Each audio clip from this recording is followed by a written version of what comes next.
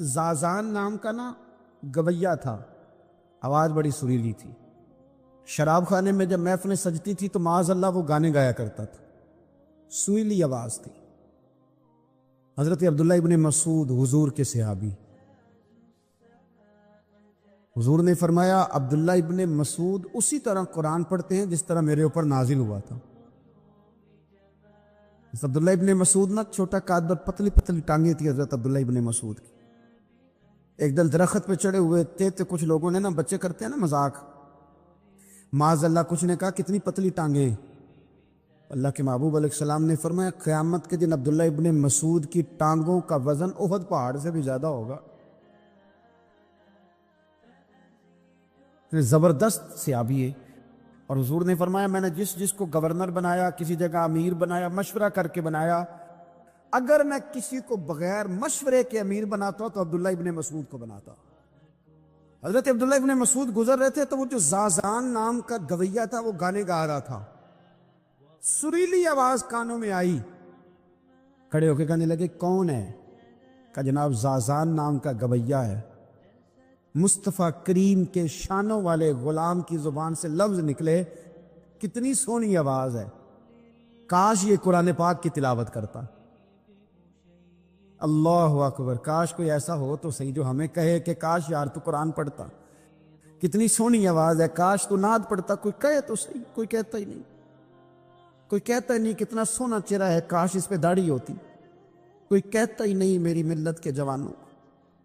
ہائے، حضرت عبداللہ ابن مسعود کہنے لگے کاش یہ قرآن پاک پڑھتا. یہ کہہ کے چلے گئے. باہر وہ نکلا نا، جب سارے لوگ باہر نکلے اس معاذ اللہ بری مجلس سے، تو چیم گوئیاں ہو رہی تھی کہ آج تو یہاں حضرت عبداللہ ابن مسعود بھی آئے تھے. تو زازان سے کسی نے کہا کہ آج نا حضرت عبداللہ ابن مسعود نے تیری آواز سنی، تیری آواز. تو وہ کہہ رہے تھے کاش اتنی سونی آواز سے قرآن پڑھتا تو مزہ آتا، کاش. وہ کہنے لگا نبی پاک کے صحابی نے میرا نام لیا ہے، گویا ہو کے میرا ذکر کیا ہے.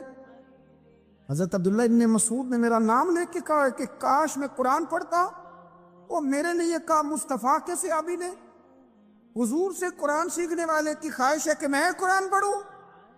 دوڑے گئے، کدھر ملیں گے عبداللہ ابن مسعود؟ فلاں فلاں جگہ غسل کیا، وضو کیا، پیروں میں لگ گئے جا کے. کہنے لگے سونیا، جس کے قرآن پڑھنے کی تعریف مدینے والے کریں وہ میرے بارے میں کہے کہ مجھے قرآن پڑھنا چاہیے تھا. آج سے میں نے ٹھوکر ماری سارے گانوں کو، سکھاؤ مجھے قرآن، میں قرآن ہی پڑھا کروں. میں قرآن پڑھوں گا، میں پڑھ پڑھ کے سناؤں گا، لوگ میری زبان سے اللہ کے کلام کی تلاوت سنا کریں گے. کوئی بیٹھا ہوا مجھے دور دعا دیتا ہے، میں ڈوبتا ہوں سمندر اچھال دیتا ہے. دیکھیں نا، انسان پر اگر کوئی شخص نیکی کر دیتا ہے، احسان کر دیتا ہے، تو انسان اس کے سامنے پھر گردن نہیں اٹھا سکتا. یار یہ میرے مشکل وقت کا دوست ہے، اس نے میرے ساتھ نیکی کی، کبھی بھی گردن نہیں اٹھائے گا، جھکا کے رکھے گا. تو اگر عام کوئی نیکی کر دے تو اس کے سامنے انسان کبھی گردن نہیں اٹھاتا. تو جو رب ساری نعمتیں عطا فرمائے، جو کہے کہ تیری تخلیق میں نے کی، تجھ سے پہلوں کو بھی پیدا میں نے کیا، تیرے لیے زمین کا بچھونا بھی میں نے بچھایا، آسمان کی چھت بھی میں نے لگائی، تیرے لیے زمین سے ساری اناج کو، پھل کو، کھیتیوں کو نکالا بھی تیرے لیے.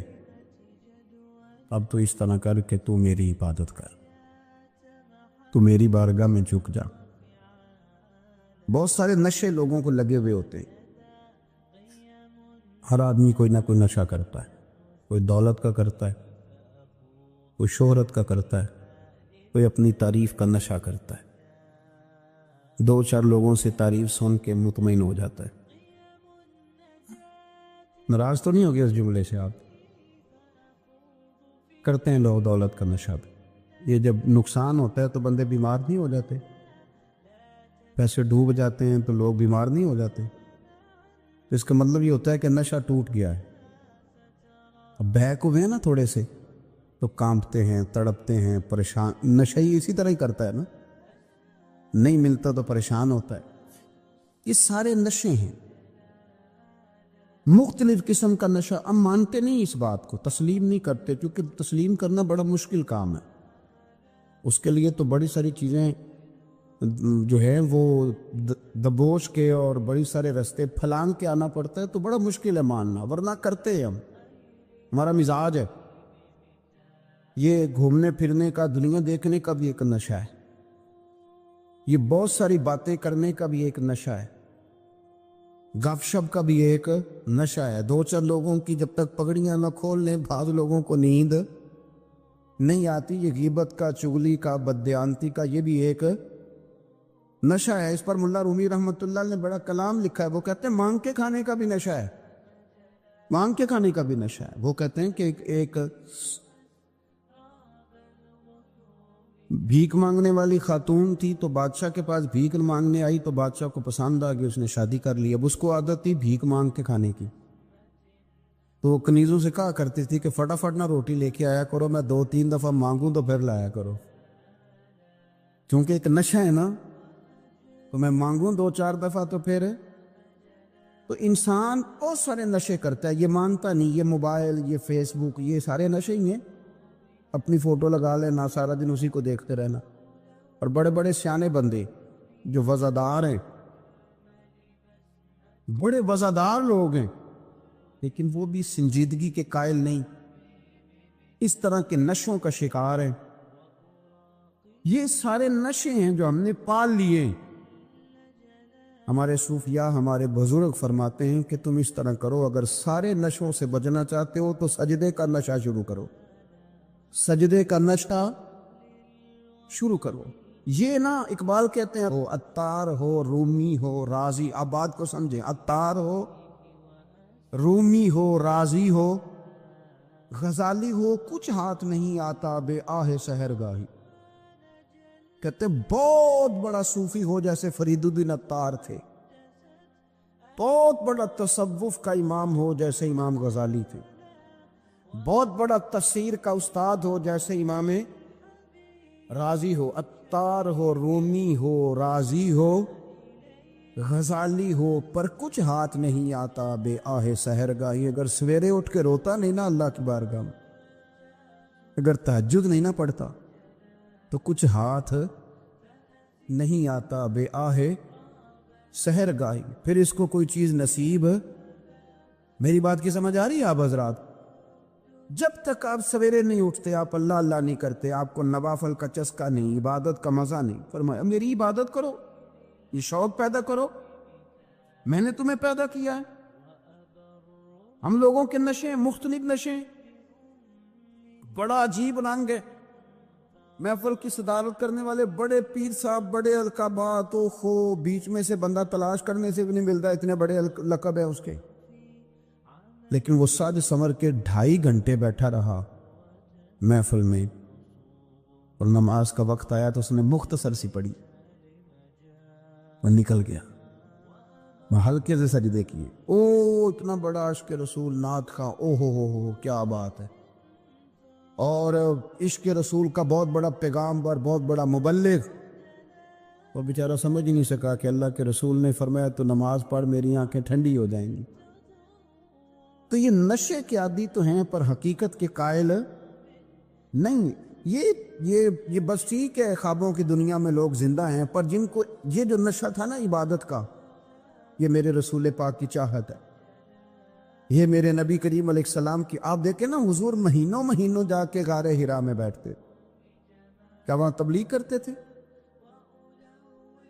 کوئی کتاب لکھتے تھے؟ رسول کریم علیہ السلام مہینہ رہتے غار حرا میں. کوئی نہ مجھے دیکھے، کوئی نہ مجھے ملے. حضور یہاں کیا ہے؟ فرمایا میں اپنے رب کی عبادت کروں گا. نبی کریم علیہ السلام نے سجدوں کے ساتھ پتھروں اور پہاڑوں کو آباد کر دیا، سجدوں کے ساتھ. آپ کا سجدہ آپ کو بہت ساری چیزوں سے چھڑا لیتا ہے، یہ بہت ساری جگہوں سے جھکنے سے بچا لیتا ہے.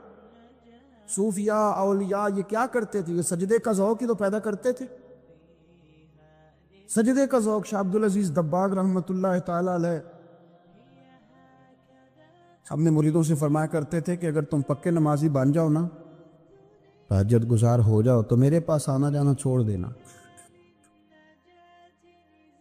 عرض کی حضور کیوں؟ فرمایا میں تمہارے اور رب رسول کے راستے میں رکاوٹ نہیں بننا چاہتا، اب میرا مقصود ہے تمہیں وہاں تک پہنچانا، جب پہنچ گئے تو پھر میری ضرورت ختم ہو گئی۔ ہاں کبھی وسوس آئے، شک پیدا ہو، تکلیف ہو تو آنا، ورنہ میں نہیں چاہتا کہ میں رکاوٹ بنا رہوں۔ تم اللہ اللہ کرو، اس مالک کو راضی کرو۔ میرے رسول پاک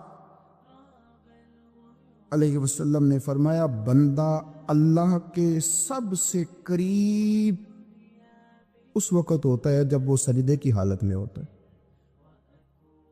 کس کے قریب ہوتا ہے؟ اللہ کے سب سے قریب ہوتا ہے وہ بڑا نیڑے ہے رب کے، بڑا قریب ہے، اس لیے کہ وہ حالت سجدہ میں، وہ جب سجدے کرتا ہے نا اس کی بارگاہ میں جب جھک جاتا ہے۔ آپ ذرا سجدے کی کیفیت دیکھیں نا، زبان بھی یہاں ہے، آنکھ بھی یہاں ہے، کان بھی، عقل بھی ساری، اس نے سارا کچھ رکھ دیا سجدے۔ آپ وہ کبھی پیچھے جائیں تو دیہاتوں میں کہا جاتا تھا ناک سے نکیریں نکالو، بہت بڑی سزا ہوتی تھی نا، ناک سے نکیریں نکالو، بڑی سزا ہوتی تھی۔ تو اس نے کہا مالک مجھے کسی نے کہا نہیں، پر دیکھنا میں نے رکھ دی ساری عقل سجدے میں، اور رکھ کے کہا کیا؟ سبحان ربی یا اللہ میں پست ہوں تو اعلیٰ، اللہ تو میرا رب ہے اور تو سب سے اعلیٰ اتنا۔ اور فرمایا جب یہ اس کیفیت میں ہوتا ہے تو پھر یہ اپنے رب کے قریب ہوتا ہے۔ کثرت عبادت، نوافل۔ ہمارے ہاں عمرے کی قرآن اندازی محفلوں پہ ہونے لگ گئی ہے، حالانکہ حدیث سے ثابت نہیں۔ میں دوستوں سے کہتا ہوں جائز ہے، کرنی چاہیے، عمرے کی قرآن اندازی جائز ہے، پر کسی حدیث میں نہیں آئی کہ قرآن اندازی کرو عمرہ کرو۔ حدیث میں قرآن اندازی یہ آئی ہے کہ نبی پاک علیہ السلام نے فرمایا تمہیں پتہ چل جائے نا پہلی صف کا ثواب کتنا ہے، تم قرآن اندازی کرو۔ عمرے کی قرآن اندازی کا تو پوسٹر چھپتا ہے، تو یہ والی قرآن اندازی کب ہونی ہے؟ ہونی چاہیے کہ نہیں؟ حضور نے فرمایا تمہیں پتہ چلے کہ اس کا ثواب کتنا، تو تم قرآن اندازی کرو، تم قرآن ڈالو۔ جب آپ نماز پڑھ رہے ہوتے ہیں، جب آپ کا مصلی آباد ہوتا ہے، صلاح الدین ایوبی ایک بزرگ سے ملاقات ہو گئی، بیت المقدس پر قبضہ تھا عیسائیوں کا، تو صلاح الدین بڑے پریشان تھے۔ وہ بابا جی کہنے لگے پتر کیا ہوا؟ کہنے لگے حضور پتہ چلا ہے دشمن کے 2 بحری بیڑے اسلحہ لے کے آ رہے، مسلمان پہلے ہی کمزور ہیں، اور اب اگر 2 بحری بیڑے اور آ گئے تو حضور مسئلہ بن جائے گا۔ تو میں پریشان ہوں کہ کس طرح یہ کم مسئلے والی ہماری فوج ہے کیسے مقابلہ کرے گی۔ تو بابا جی کہنے لگے پتر اس طرح کرنا، آج رات تو بھی دعا کرنا اور میں بھی کروں گا، تو بھی دعا کرنا، آپ ناراض نہ ہونا، ہم تو پیروں والے ہیں، ہم تو پیروں کے نوکر غلام ہیں، ہمارا تو گزارا ہی نہیں، ہمیں تو ملتا ہے سارا کچھ وہاں سے۔ پھر میرا سوال یہ ہے کہ تعویذ لینے جاتے ہو نفل کیوں نہیں پڑھتے؟ رات اللہ اللہ کیوں نہیں کرتے؟ یہ بھی تو ہمارے بزرگوں کا ہی طریقہ ہے، انہوں نے تو ہمیں سکھایا ہے۔ صلاح الدین ایوبی سے بزرگوں نے کہا کہ رات آج نا اللہ اللہ کرنا، تو میں تیرے لیے دعا کروں گا، تو بھی دعا کرنا۔ تو بندہ جب دکھی ہوتا ہے تو سجدہ کرتا ہے، تو پھر ہی تو مصلی بھیگ جاتا ہے، پھر ہی تو مزہ آتا ہے۔ سکھی بندہ تو کعبے جا کے نہیں روتا، دکھی تھے، تکلیف تھی، تو سر رکھا سجدے میں تو تڑپ کر۔ اور وہ بابا جی کہتے ہیں میں مسجد آیا تو صلاح الدین چیخے مار کے رو رہا تھا اور کہہ رہا تھا مالک میں کوئی اپنی شان کے لیے تو نہیں نہ لڑ رہا، اللہ کو میں کوئی قبضوں کے لیے تو نہیں لڑ رہا، مالک تیرے لیے لڑ رہا ہوں، مجھے بے آبرو نہ کرنا، میری مدد فرمانا۔ کہتے ہیں میں آیا تھا کہ مسجد میں دعا کروں گا، پر صلاح الدین ایوبی کو روتے دیکھا تو میں لوٹ گیا۔ تو سویرے صلاح الدین ملے تو بڑے خوش تھے۔ میں نے کہا پتر کیا ہوا؟ کہنے لگے حضور وہ بحری بیڑے 2 آ رہے تھے نا اسلحہ لے کے، دونوں ڈوب گئے پانی میں ڈوب گئے۔ تو بابا جی کہنے لگے صلاح الدین وہ پانی میں نہیں ڈوبے، وہ تیرے آنسوؤں میں ڈوب گئے، وہ غرق ہو گئے، وہ جو تو نے مصلی بات کیا تو وہ تیرے آنسوؤں میں ڈوب گئے، وہ غرق ہو گئے، وہ تباہ، اتنے قیمتی تھے تیرے آنسو کے بہا لے گئے دشمن کے بحری بیڑوں کو۔ میرے بھائی ٹھیک ہو گیا جی، میرے عزیز سمجھ لیں اس بات کو ہمیشہ کے لیے، اور اس پر غور کر لیں اچھے طریقے سے کہ میرے رسول کریم سید عالم صلی اللہ علیہ وسلم نے نا ہماری توجہ دلائی، حضور نے ہمیں بتلایا، ہمارا ذوق بڑھایا عبادت کی طرف۔ ایک صحابی تھے حضرت ابو فاطمہ رضی اللہ تعالیٰ عنہ، یہ ترمذی شریف کی حدیث ہے۔ نبی پاک علیہ السلام نے فرمایا ابو فاطمہ قیامت کے دن مجھ سے جلدی ملنا چاہتے ہو کہ دیر کے ساتھ؟ تو کہنے لگے حضور کون ہوگا جو دیر سے ملنا چاہے؟ ہم نے تو جان دے دی وعدہ دیدار پر۔ اعلیٰ حضرت فرماتے ہیں جان دے دی وعدہ اور نقد اپنا دام ہو ہی جائے گا۔ مجھے لگتا ہے کہ یہ سودا نقد و نقد ہو جانا ہے، کیونکہ ہم نے جان دے دی وعدہ دیدار پر۔ آپ نے وعدہ کیا تھا کہ مریں گے تو پھر زیارت ہوگی، تو مر گئے ہم زیارت کی خاطر۔ جان دے دی وعدہ دیدار پر، تو نقد اپنا دام ہو ہی جائے گا۔ اے رضا ہر کام کا ایک وقت ہے، دل کو بھی آرام ہو ہی جائے گا۔ تو حضرت ابو فاطمہ رضی اللہ تعالیٰ عنہ سے نبی پاک صلی اللہ علیہ وسلم نے فرمایا جلدی ملنا چاہتے ہو کہ دیر سے؟ عرض کی حضور فٹافٹ ملنا ہے، میں نے قیامت کے دن آپ سے جلدی ملنا ہے۔ تو نبی پاک علیہ السلام نے فرمایا پھر اس طرح کرنا، دنیا میں رہ کے سجدے زیادہ کرنا، پھر سجدے زیادہ کرنا، قیامت میں ملاقات جلدی ہو جائے گی، قرب ملے گا تمہیں۔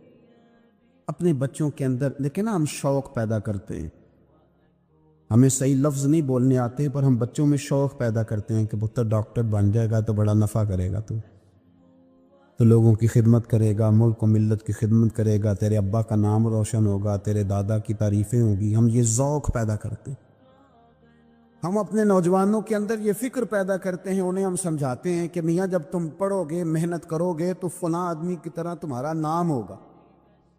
یہ جتنا ذوق ہم بچوں کے اندر ان چیزوں کو پیدا کرتے، ہمیں حکم ہے کسی طرح ہم ذوق پیدا کریں کہ پتر نماز پڑھے گا تو اللہ راضی ہو جائے گا، تو سجدہ کرے گا۔ دیکھیں نا میرے رسول کریم علیہ السلام نے فرمایا 7 سال کے بچے کو مسجد لے کے جاؤ، یعنی اسے شوق دلاؤ، اس کے اندر یہ خاصیت پیدا کرو کہ اس کا دل کرے مسجد میں جانے کی، اس کے اندر یہ خصوصیات لاؤ کہ وہ ہمارے ہاں نا ہر چیز کو پروموٹ کیا جا رہا ہے، ہر چیز کو، یعنی سر سنگیت سکھانے کے لیے اکیڈمیاں بن گئی، ہر شے پروموٹ ہو رہی ہے، عبادت کا جذبہ کم ہوتا جا رہا ہے، اللہ کا ذوق ہمارے اندر نہیں رہا۔ اور اتنا مشکل ہم نے اپنے لیے بنا لیا ہے کہ وہ بندہ جو بڑی زبردست مذہبی گفتگو کر رہا تھا اور تگڑی بات کر رہا تھا، کیا بات ہے، لیکن نماز کے بارے میں کمزوری دکھا جاتا ہے، نوافل کے بارے میں وہ چپکے سے نکل جاتا ہے۔ امام احمد بن حنبل رحمۃ اللہ تعالی علیہ،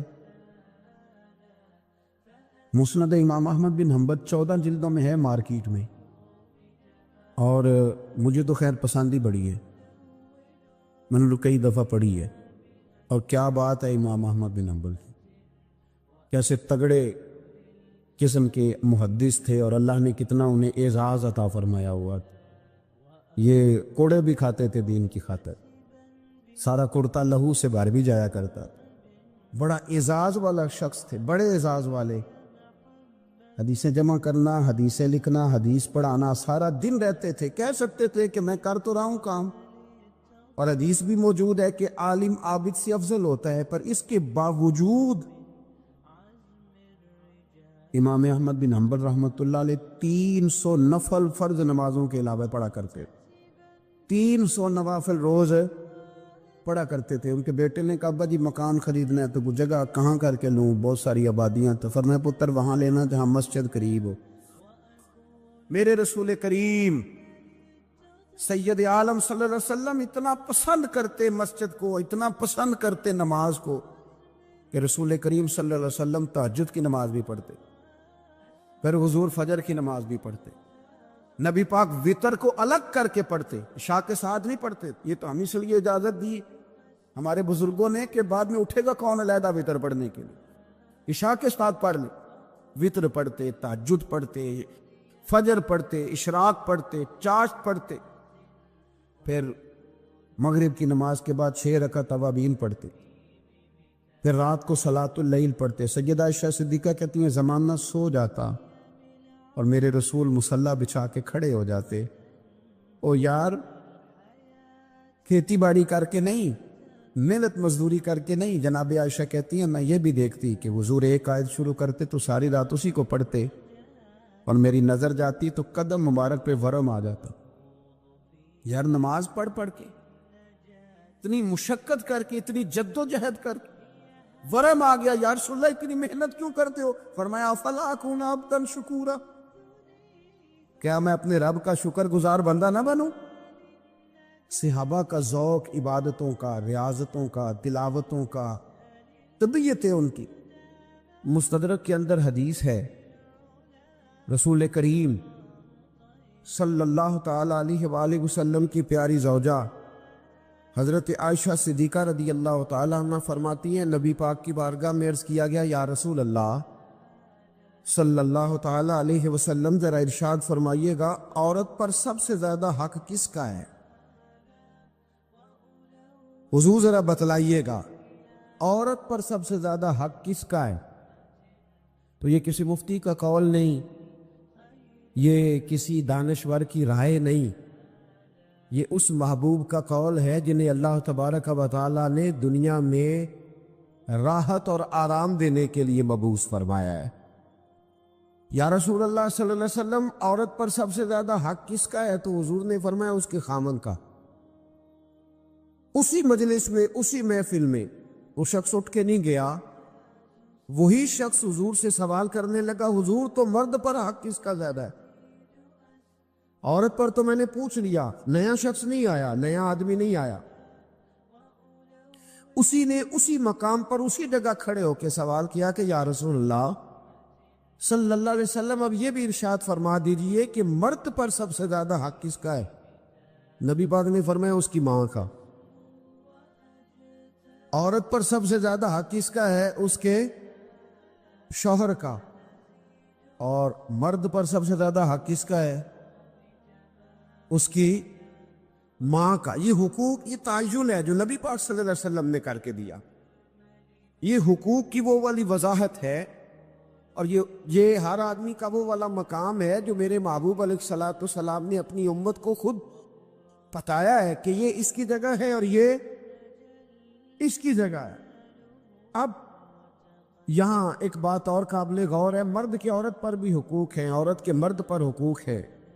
انشاءاللہ تعالیٰ ایک موضوع آ رہا ہے، اس میں میں ان چیزوں کی کچھ زیادہ وضاحت کروں گا، یہاں صرف اشارہ دیتا ہوں۔ نبی پاک صلی اللہ علیہ وسلم کی خدمت میں ایک عورت حاضر ہوئی، اس نے عرض کی یا رسول اللہ صلی اللہ علیہ وسلم مجھے بتائیے گا مرد کے کیا حقوق ہیں، اگر میں ادا کر سکتی ہوں تو شادی کروں، حضور ذرا بتلائیے گا۔ تو یہ حدیثیں ہم نے بیٹیوں کو رٹانی ہے، یہ حدیثیں ہم نے بہنوں کو یاد کرانی ہے۔ میرے نبی پاک علیہ الصلوۃ والسلام سے پوچھا، امام حاکم نے لکھا ہے کتاب البر کے اندر، اس کو ابن جوزی علیہ الرحمٰن نے نقل کیا ہے، یا رسول اللہ صلی اللہ علیہ وسلم مجھے بتائیے گا خامند کے حقوق کیا ہیں؟ اور خاتون عرض کرتی حضور اگر تو میں ادا کر سکتی ہوگی تو نکاح کروں گی ورنہ نہیں کروں گی۔ اللہ کے رسول صلی اللہ تعالی علیہ وآلہ وسلم نے ارشاد فرمایا بھئی بات یہ ہے کہ اگر خامند کے جسم سے پیپ نکلے، ریشہ نکلے اور خون نکلے، عورت اپنی زبان سے صاف بھی کرے تو پھر بھی خامند کا حق ادا نہیں ہوتا۔ اور نبی پاک صلی اللہ علیہ وسلم نے وضاحت کر دی، کسی جگہ آپ کو نہیں ملے گا کہ اللہ کے محبوب نے فرمایا ہو کہ میں اگر سجدہ جائز ہوتا تو میں لوگوں سے کہتا مجھے کرو، یہ کہیں نہیں فرمایا۔ حالانکہ امام الانبیاء ہیں، محبوب اس حدیث میں فرمانے لگے سنو اگر خدا کے علاوہ کسی کو سجدہ جائز ہوتا تو میں عورت کو کہتا کہ اپنے خامد کو سجدہ کرے، میں کہتا عورت کہ وہ اپنے خامد کو سجدہ کرے، نبی پاک صلی اللہ علیہ وسلم نے وضاحت کر دی، فرمایا کہ اگر تو یہ والے حق تو ادا کر سکتی ہے تو نکاح کر۔ وہ خاتون بڑی سمجھدار تھی، فوراً بول اٹھی، کہنے لگی حضور میں نہیں حق ادا کر سکتی، لہذا میں نکاح نہیں کروں گی۔ میرے عزیز، عورت کو ذمہ داری سونپی۔ پھر میرے نبی پاک صلی اللہ تعالی علیہ وسلم نے مرد کے لیے بھی ان حقوق کا تعین فرمایا، اور اللہ کے رسول صلی اللہ تعالی علیہ وسلم سے جب پوچھا گیا کہ یا رسول اللہ صلی اللہ علیہ وسلم عورت کے حقوق کیا ہے، نبی پاک صلی اللہ تعالی علیہ وسلم سے پوچھا گیا کہ یا رسول اللہ صلی اللہ علیہ وسلم عورت کا حق کیا ہے، تو نبی پاک نے فرمایا جیسا خود کھاؤ ویسا اسے بھی کھلاؤ، جیسا خود پہنو ویسا اسے بھی پہناؤ۔ اور حضور علیہ الصلوۃ والسلام نے فرمایا کبھی بھی عورت کے چہرے پر نہ مارنا، کبھی بھی اس کے ساتھ بغض نہ رکھنا، اسے کبھی بھی تکلیف نہ دینا، اور اسے اگر چھوڑنا ہوا تو اپنے گھر کے اندر چھوڑنا، یعنی اگر کچھ لمحے کے لیے ناراض ہونا ہوا تو اپنی ہی چھت کے نیچے، نکالنا نہ، بھیجنا نہ۔ رسوائی ہوتی ہے جب وہ میکے جاتی ہے تو لوگ باتیں کرتے، اگر چھوڑنا ہوا تو اپنے ہی گھر میں چھوڑ لینا، کچھ لمحوں کو ناراض ہو لینا، کچھ ایسی بات کر لینا، لیکن جب اسے نکال دیتے ہو تو مسائل بن، جیسا خود کھاؤ ویسا اسے بھی، جی جیسا خود کھاؤ ویسا اسے بھی۔ تو نبی کریم سید عالم صلی اللہ تعالی علیہ وآلہ وسلم نے اس بات کی وضاحت کر دی۔ اب ایک بات جو قابل توجہ ہے جس پر میں آج خصوصی طور پر بات کرنا چاہ رہا ہوں، وہ یہ ہے کہ نبی پاک صلی اللہ علیہ وسلم نے یہ بھی بتا دیا کہ ماں کا بڑا حق ہے، اور حضور نے یہ بھی بتا دیا کہ بیوی کا بھی حق ہے، جو تم نے خود کھانا ہے اسے کھلانا ہے، جو خود پہننا ہے اسے۔ اب مسئلہ پتہ کیا ہوتا ہے، بیوی کا مطالبہ ہے کہ تو سوائے میرے کسی کی نہیں سنے گا، وہ کہتی ہے کہ چونکہ میں آئی ہوں سارا کچھ چھوڑ کے، اب سوائے میرے تو کسی اور کی نہیں سنے گا۔ اماں کہتی ہے کہ چونکہ پیدا میں نے کیا ہے، پرورش میں نے کی ہے، جوان میں نے کیا، تو حقوق میرے زیادہ ہیں۔ یہ حدیث اماں ضرور سنائے گی اگر اسے یاد ہوگی۔ اب اس کا نقصان یہ ہوتا ہے کہ اگر کسی عورت سے یہ پوچھا جائے کہ تو بتلا کہ بغیر ماں کے کوئی بچہ بڑا ہو سکتا تھا، تو اس نے پال پوس کے تجھے دیا ہے، تو تجھے کیسے کہہ سکتی ہے کہ تو کسی اور کی نہ سن؟ اور اگر اماں سے بندہ کہے کہ تو خود ہی گئی تھی اس کو دیکھنے، تو ہی اس کو لائی ہے، اب کس طرح کر کے یہ ممکن ہو سکتا ہے کہ خاتون خانہ جو نکاح کر کے آئی ہے، جس کے حقوق کا تعین خود نبی پاک صلی اللہ علیہ وسلم نے فرمایا، اس کو حق نہ دیا جائے؟ کچھ حقوق میاں بیوی کے ہیں، کوئی شخص وہاں بھی تقاضا نہ کرے، کوئی بہن تقاضا نہ کرے